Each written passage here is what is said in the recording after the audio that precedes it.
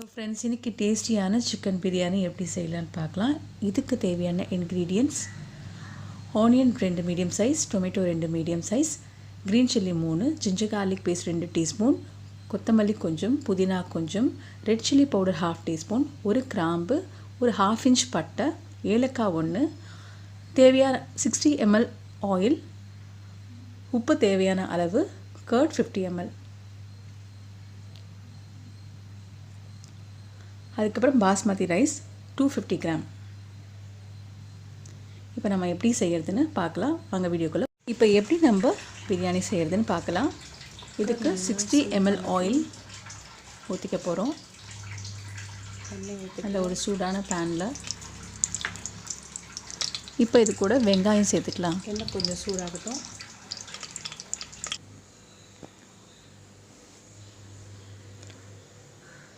Onion போட்டாச்சு. இது கூட ஒரு 1/2 இன்ச் பட்டை, கிராம்பு, ஏலக்காய்,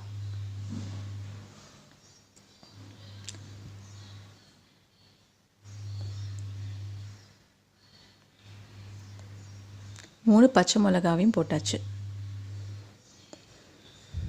இப்போ எல்லாம் சேர்ந்து ஒரு ஃபியூ செகண்ட்ஸ்க்கு வதக்கிக்கலாம்.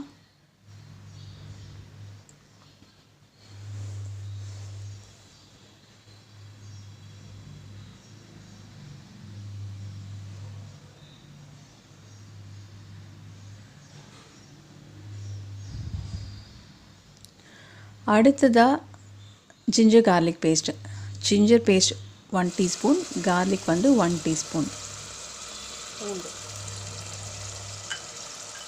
இஞ்சி பூண்டு ரெண்டுமே போட்டாச்சு. இதோடு சேர்த்து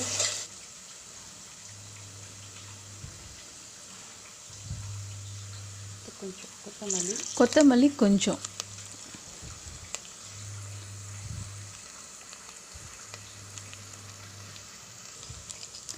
இதோட புதினாவும் கொஞ்சம் போட்டுக்கிட்டோம்.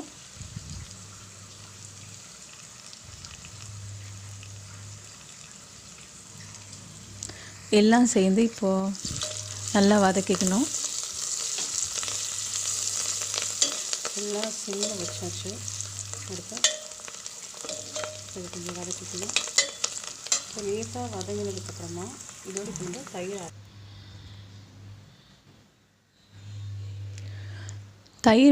ஒரு 50 ml. இப்போ இதையும் சேர்த்து நல்லா வதக்கிக்கிறோம். நல்லா வதங்கிட்டுருக்கு.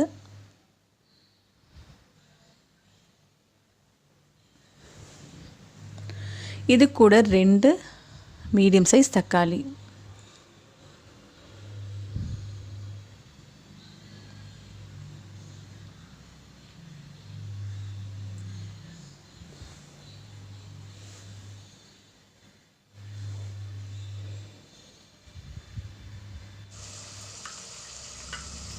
மிளகாத்தூள், இதோட 1/2 teaspoon chilli powder, red chilli powder போட்டுட்டாச்சு.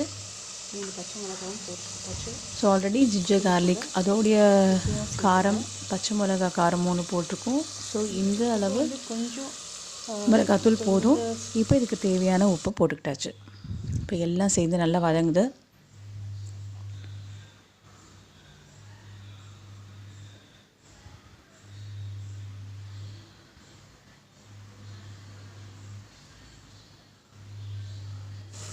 Biryani masala, இதோட இப்போ கொஞ்சம் பிரியாணி மசாலா, இது வீட்டிலேயே செஞ்ச பிரியாணி மசாலா. இதை ஒரு 1/4 டீஸ்பூன் அளவுக்கு போட்டுக்கிறேன்.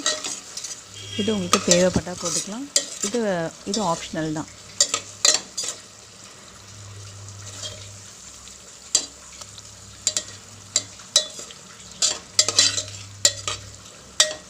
ஸோ எல்லாம் நல்லா சேர்ந்து எண்ணெய்லாம் பிரிஞ்சு வருது.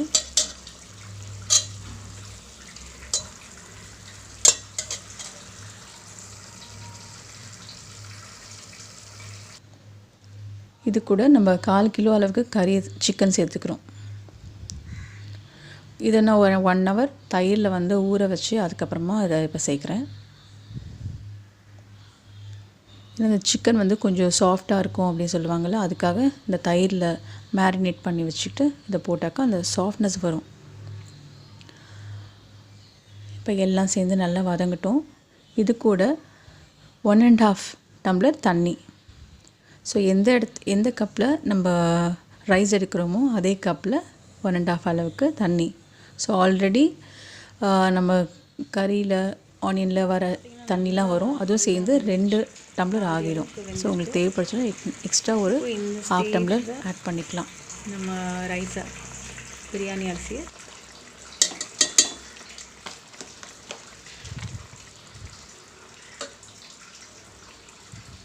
இப்போ ரைஸையும் நம்ம ஆட் பண்ணிட்டோம்.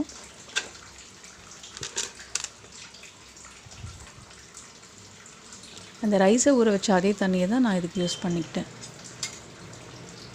இப்போ அரிசி எல்லாம் போட்டேன். ஸோ இப்போ எல்லாம் சேர்ந்து நல்லா கலக்கி விடலாம்.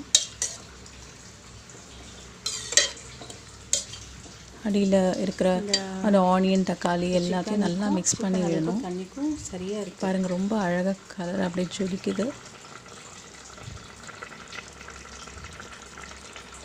இப்போ இந்த கொதி வரும்போது இந்த சிக்கன் வேகிறதுக்காக ஒரு தட்டை போட்டு ஒரு சிம்மில் 10 நிமிஷம் இந்த சிக்கன் வேக விடணும்.